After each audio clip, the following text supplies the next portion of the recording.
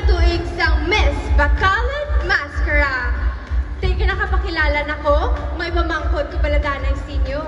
Siling nila, kita nga mga bakulod nun ang may pinakamatamis ngayon. Te, tuod man gid bala?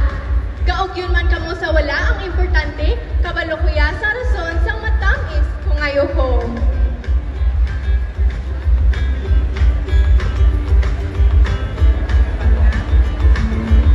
Kabalo ka mo nga wala labot sa corona, ang pamilya ko gid ang mga gahurma sa ihom sa ako ni Chura. Tapos dugangan bagid bisang akon mga amiga nga, "Wow, do wala buwas magsinadya. Dayon ang chicken inasal.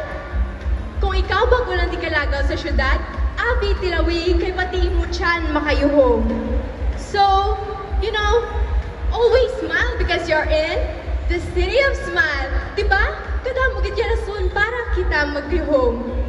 So always smile because we're in Bacolod City. O Shasha, diri na lang ko danay asta ha kay duga sakit na akong tutunlan. Daso naman tati kalaya.